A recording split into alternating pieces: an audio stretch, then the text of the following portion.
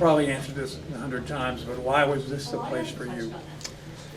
I think I think it helped watching Pope's teams at BYU when we played them at Iowa State, and they beat us pretty good. And I loved the way his teams played, moving the ball, sharing it, a lot of shooting.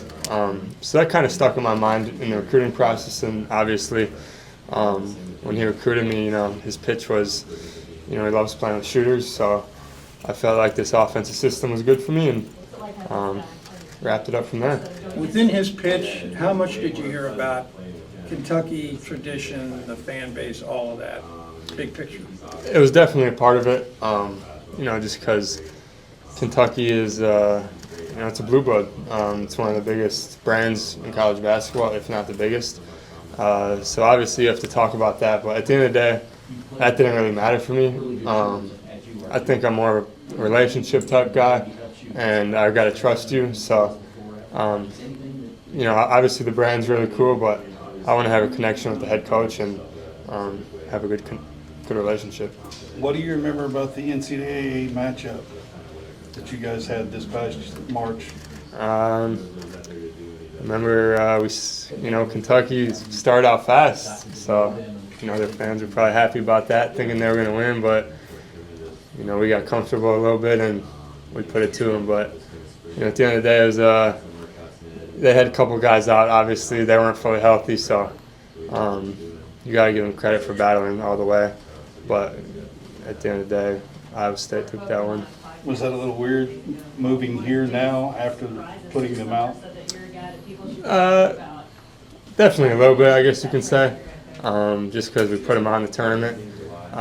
But at the end of the day, I think people understand and realize that it's still a good move coming here. You talked about being a relationship guy, but your portal journey was kind of unique in the fact that I don't believe you visited any of the schools, and obviously you did visit here before committing.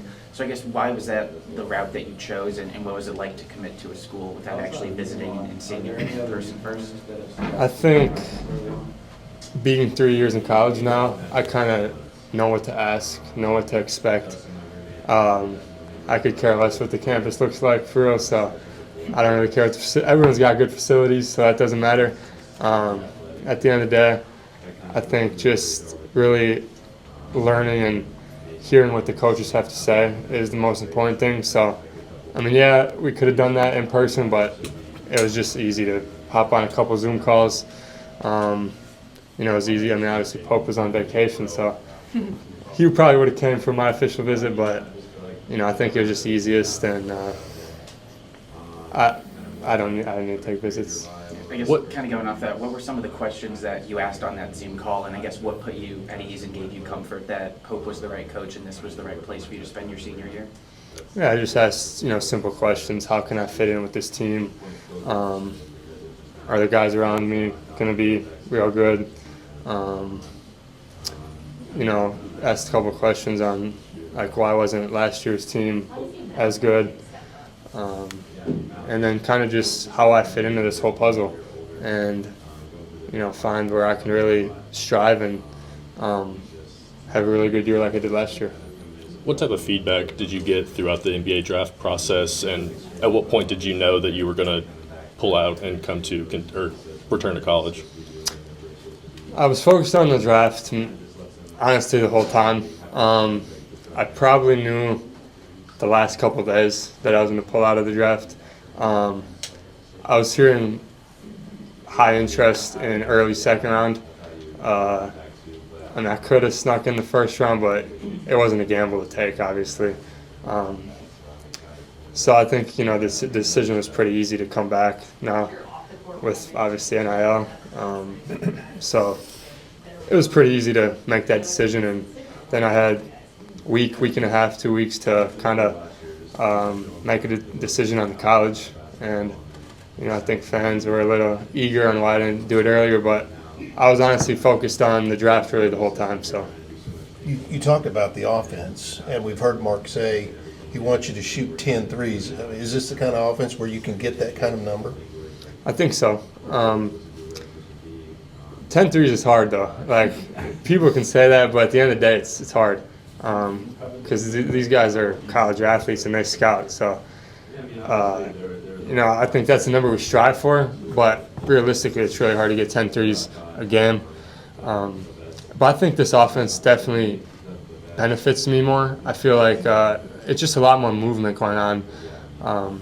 So I feel like, a lot more movement frees me up a little bit more and can give me some more looks. What does it mean for your head coach to give you a green light like that? Rightfully so, you're one of the best in college basketball, but what does that mean to you? I think it just shows the trust he kind of has in me. So to have him tell me, just shoot whatever, it's not a bad shot. I think for the most part, I try to shoot really good shots. I'm going to shoot some harder ones, but I feel like we have a good trust level and take any shot that comes presentable. Now that you're a few weeks into practice, what are some strengths of the team that are kind of stood out early so far? I think we're going to play with a lot of pace this year, which also is going to be another thing that's going to benefit me. I think we're going to play really fast in transition. I feel like we got a lot of creators at the point guard, 1 and 2 position. They can get downhill, obviously make a lot of plays, score the ball too. And I think we just got a lot of shooters on the team, so that's going to free a lot of things up. So more shooting is obviously it's good. Has there been any sort of learning curve with learning Pope's system, or has it been kind of seamless for you? Definitely a learning curve, just probably the first week, honestly. I think I'm comfortable now, but, it's just a little bit different language he uses. Obviously, a little bit different offense, so you kind of got to just learn and adjust to that. But I think, I'm a veteran now, considered, so I've seen a lot of things, and I pick up on things really easily. What kind of feedback specifically did you get when before you took your name out of the draft? Well, obviously they said I'm a good shooter. That's obviously my strength. I think the biggest question they had was, can you defend at that level? I'm a good, I would say average defender, but going to the NBA, those guys are elite at what they do. So I think that was their biggest question. But offensively, that shooting can help any team. Do you remember all the teams you met with? NBA teams? Yeah. I know at the combine, not at the combine, because we had so many interviews there. I think I worked out for 6 teams. I want to say Chicago, Nets, Timberwolves, Spurs. A couple more, can't remember them all. Did you talk with Malachi at all throughout that process, or did you all meet up at any point throughout the combine? Not really, to be honest, because I think during the combine I didn't really know what I was going to do. And I don't think he knew what he was going to do either. So we didn't really talk at all. But then the last Zoom call we had, he hopped on.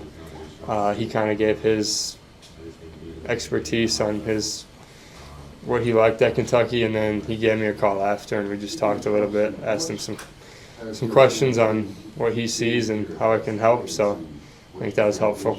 Milan, coming from Iowa State, great fan base.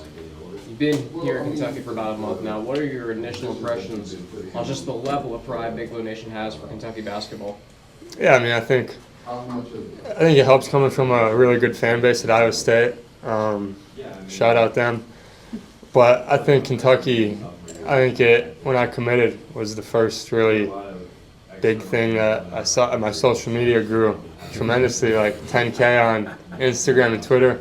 And obviously I like that, more followers, so I think that was really cool. But no, I think I'm on Twitter a little bit, so I see some of the things they have to say, and it's a really big fan base. Your announcement came just a few minutes after the baseball team was eliminated. Was that a happy coincidence, or was that by design? No, that wasn't by design. I was actually watching that game because Carson Hansen, he was from Pewaukee, so I know him well.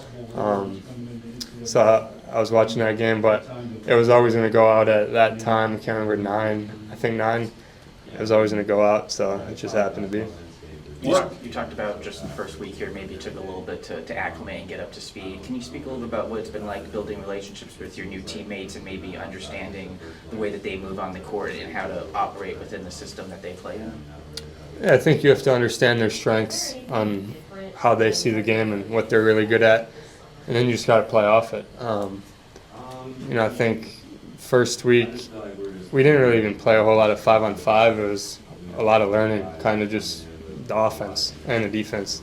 But then I think the last 2 weeks we started ramping it up more, obviously playing a lot more, and then you kind of see where everyone finds their role and what they're good at, what they're not so good at, and how you play off it.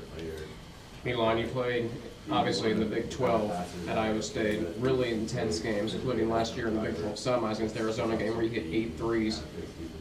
Do you find any similarities from playing in the Big 12 and those high-profile games to what you are going to expect in the SEC? I would say a couple of years ago, I feel like the conferences were a little different. Now I feel like they're a lot more similar with just everyone transferring. I feel like obviously the SEC is a little more faster and athletic still, but I would say now with just all these transfers, it's a little more closer together, I guess you can best say, the Big 12 and SEC. Obviously the Big 10, I feel like it's a little more slower pace, a little more bigs posting up, but I feel like the transition won't be too hard. You're coming to a big rivalry, Kentucky, Tennessee. Knowing what Tennessee did to your team in Iowa State last year, do you kind of have that game in the back of your mind, like, that's a game I'm looking forward to, knowing about last year? Yeah, obviously, want to get them back.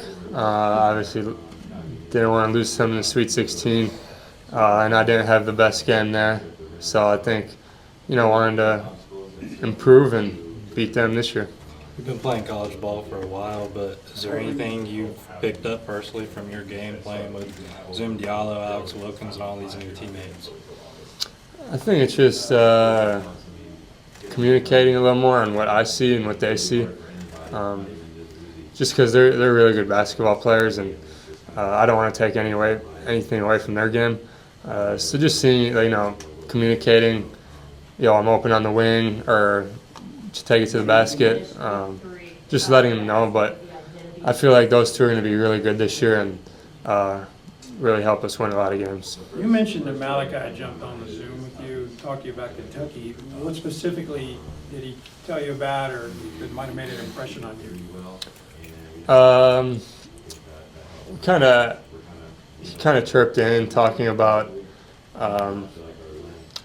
how he, progressed this year, how his development was good, because he played really good later in the season. And then he kind of talked about how the offense is with him having the ball a lot. And then he also talked about how he blocked out the outside noise with the Kentucky fans, because obviously they didn't really exceed expectations last year, and I think the fans were kind of mad. We just asked him about how do you block that out, and not listen to them. Was that a concern of yours? Not really. I think I'm pretty good at that. I don't let it get to my head. Iowa State, they're a pretty good fan base, a really good fan base. So you're always going to have haters, though, at the end of the day. You're always going to have the trolls on the internet, but you just got to block it out. If you see it, it doesn't really matter. You talked about the NBA giving you the feedback defensively. What specifically this year would you kind of want to work on to elevate your game to an NBA level defensively? I think I've been working in the weight room a lot. I feel like I've put a lot more hours in there than I have. So I think just getting my body right, adding a couple more pounds of muscle, getting quicker, getting faster, I think that's going to be big for me. That's just going to help me a lot on offense and defense. Milan, a little bird told me that you're not real good at golf, especially putt. Is that true? No, I'm pretty good. I'm probably best on the team, actually. And shout out a couple of people. I've played some pretty nice courses so far. So. Have you kept up with the Hero family at all recently? And have you talked to Chris Hero about coming to Kentucky at all, or Tyler even, anything like that?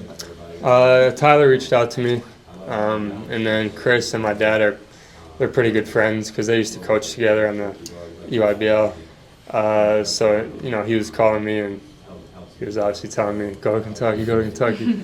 No, but I really like the Hero family, and obviously I listen to them, but obviously it was my decision at the end of the day. So Part of the decision that a player makes is seeing the roster. So was there any players that you saw, maybe a Zoom or someone that you saw on this roster, and you're like, I want to play with this guy?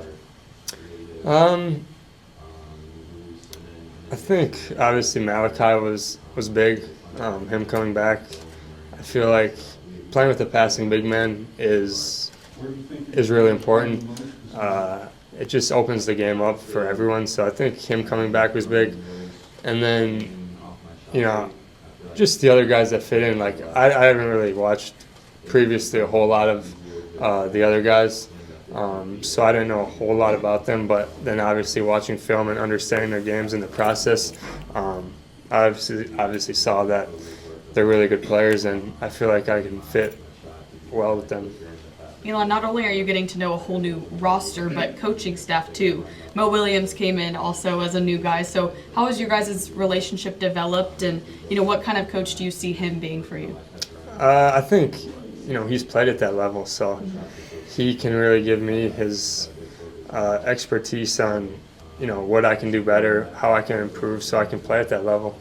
And then Fox, I really like Fox. He's a really good guy. Feger, he's from Wisconsin, so I think we talked quite a bit in the recruiting process. Really like Coach McClain. He's not here obviously right now. He's with the Bahamas teams. And then obviously Pope. But I think the staff is very complete. A lot of knowledge on the staff, and I think it's really going to help me. Well, the other guys have talked about how you all are meshing really well off the court and actually being friends when you're out playing basketball. As a veteran yourself, what can you say about that? Do you feel like you're meshing well? Yeah, I think we got a lot of outgoing guys, which is good, because you don't want to come into the locker room and everyone's scared to talk, or it takes a couple of weeks for them to get comfortable. I feel like this team, it's taken maybe 2 weeks to get everyone comfortable, and I feel like that's really important because we just mesh well. Given the experience that you've had as a college player, how does that help you maybe find your voice and maybe take on a leadership role as an older guy, even though you're surrounded by 13 other new teammates? I think for me, I think it's just trying to bring as much energy as I can to practice and being supportive. I'm not going to be the most vocal leader. I don't think that's my role. I've never been that guy, but I think I can bring just a lot of energy. I can talk, I can communicate. Those things I can control, and that's what I'm going to do.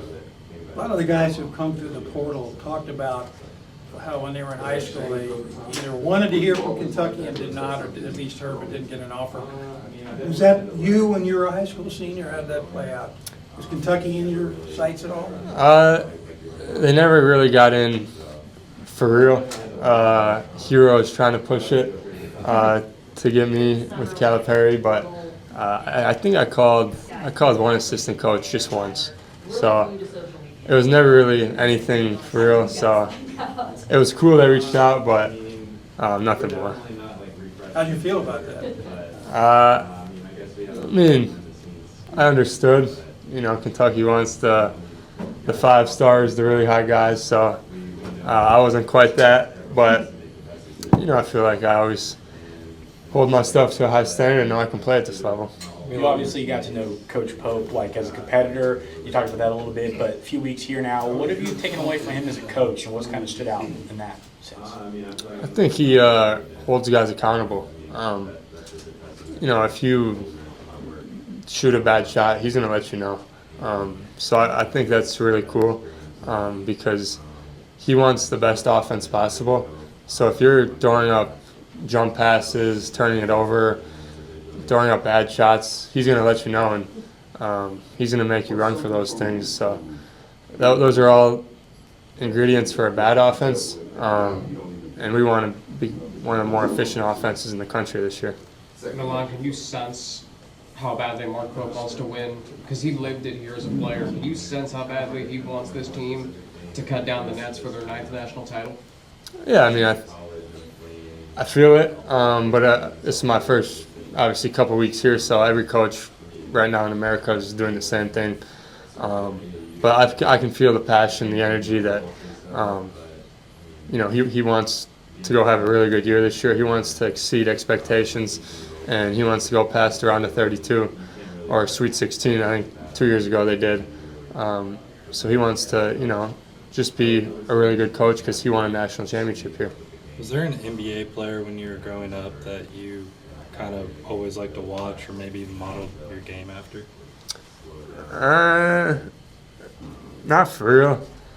I mean, I guess a couple guys. I'm a Bucks fan, so I really like watching Chris Middleton. Obviously Curry. Love watching him, and then a couple of comparisons. Sam Hauser from Boston. White shooters. Easy. Yeah. Any white shooter in the league. Or you feel that Giannis leaving?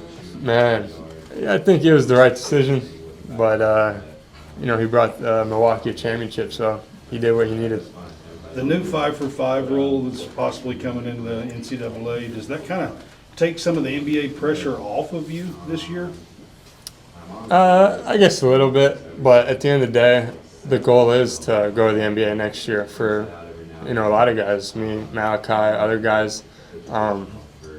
It's a safety blanket, I guess you can say. If I have a down year, which hopefully not, I can come back again. But at the end of the day, hopefully I have a good year and get myself in the first round again. You mentioned Malachi as being a passing big and how that'll open up the offense for everybody else. How will it open up for you in particular, and how will that be a difficult transition from Iowa State, where maybe you didn't have that sort of player, or how will that transition be for you? I think it'll be pretty good. I think the thing he's going to open most for me is just backdoor cuts and over-the-top cuts. So I feel like I can get a lot more easy buckets, just layups at the rim, because a lot of guys are going to be overplaying me. Boom, backdoor, he can find me. So I think just that is going to be huge for me, and obviously hopefully get his assist numbers up. You talk about how you're just trying to bring the energy. You're maybe not a vocal guy. Your teammates that we've talked to the past couple weeks, they say they're trying to bring the energy. That's different for everyone. So how do you bring your type of energy to practice? I just try to be a goofy guy. I try to talk a little stuff. I just try to do it in my own way. And I think that's a little different than everyone has their own way. So, I just try to be funny out there and lighthearted. Who do you think is bringing the most energy to practice so far? Zoom, obviously, no doubt. He likes to yell, talk, do all that. He's a funny guy. Frank, too, even though he hasn't started practicing yet, he's very vocal.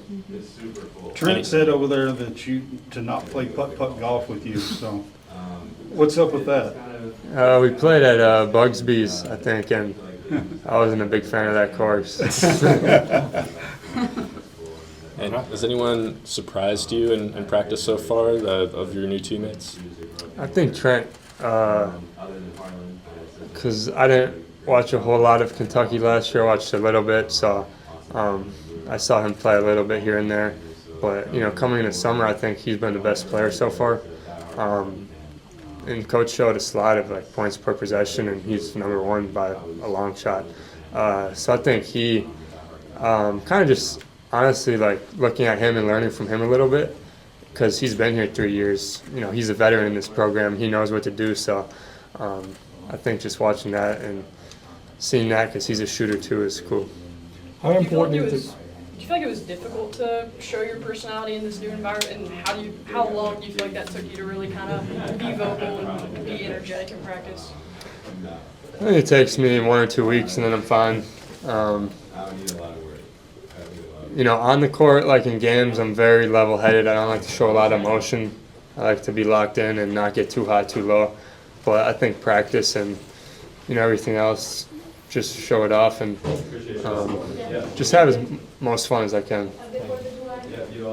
Time for one or two more. Anyone has last time? Yeah, 4th of July plans. Do you have any? Yeah, I'm going back home, going on Pewaukee Lake, so that'll be fun. We get 3 days, so I'll be back Sunday. What has to be on the grill on 4th of July? Burgers, brats, Wisconsin cheese, a drink or two. What's the most Kentucky thing you've experienced so far that you think is just purely Kentucky that you haven't seen anywhere else? I just think the accents everyone has. What? I haven't been to any horse races yet. I've never been to one, or I don't really watch horses, so that'll be interesting for sure. But I think the accents are different. What are you looking forward to this season, being at Kentucky? I think just playing with this offense and this team, I think we can really be really efficient and surprise a lot of people. And then I think just, trying to have as good a year as we can. I feel like last year, obviously, they lost to us in the round of 32, but I think we're trying to go further this year and get to the Final Four. So try to really bring back Kentucky basketball to this fan base. Is the passion a blessing or a curse? It's a blessing. I think, you play with passion. These fans have passion. Everyone wants to see you win. Obviously, there's only one winner at the end of the year, and it's really hard to do, but, small wins, win the SEC tournament, get to a Final Four, Elite Eight, that's still a successful year. What's it mean to have a guy like Trent, you talked about him earlier, on the team that has experience and he could shoot?